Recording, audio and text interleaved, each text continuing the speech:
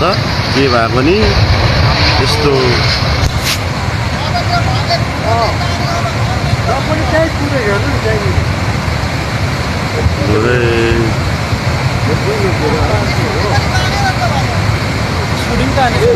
ক্ষয়ক্ষতি তো আমাদের পুরাই চলে গেছে, শেষ। কিছু ডকুমেন্টস কিচ্ছু বার করতে পারি নাই। এবার তো ঘর বাড়ি যা আছে সব তো নিয়ে গেলো হয়তো। আমরা খালি কোনো রকম যান বাঁচায় চলে আসি এদিকে, বানের উপরে আসে আছি। কাপড় সমস্ত কিচ্ছু নিতে পারি নাই। কখন থেকে জল বাড়তে শুরু করেছিল? জল বাড়তে শুরু করছে মোটামুটি রাত তো সারা রাত্রি বৃষ্টি হয়েছে। এবার তো সবাই ঘুম অবস্থায় ছিল, কেউ বুঝতে পারি নাই। এবার রাত্রি মোটামুটি 3টা তখন দেখি একটু মোটামুটি জল হয়েছে। 4টার পর থেকে দেখি পুরো একদম জলে পুরো কাভার করে দিল, বাড়িতে এক গালা জল হয়ে গেছে। আপনি কতদিন ধরে এখানে বাস করছেন? আমি বাস করতেছি মোটামুটি আজকে 4 বছর। এর মধ্যে এরকম পরিস্থিতি হয়নি। দিদি, আপনার নাম?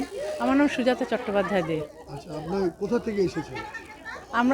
আমরা এসেছি রামকৃষ্ণ মিশনের তরফ থেকে। আমাদের এখানে একটা কোচিং সেন্টার চলে, স্কুলটা এখানে তৈরি করা হয়েছে মিশনের তরফ থেকে।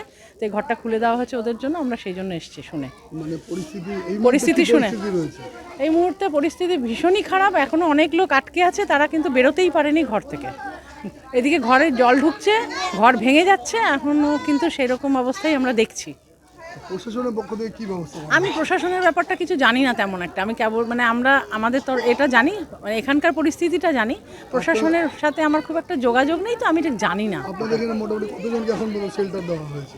অত গোনা তো যাচ্ছে না, তবে পুরো আমার 4টে ঘর মোটামুটি ভর্তি। স্কুল ঘরও খুলে দেওয়া হয়েছে, তাতে আস্তে আস্তে লোক ঢুকছে, এই আর কি।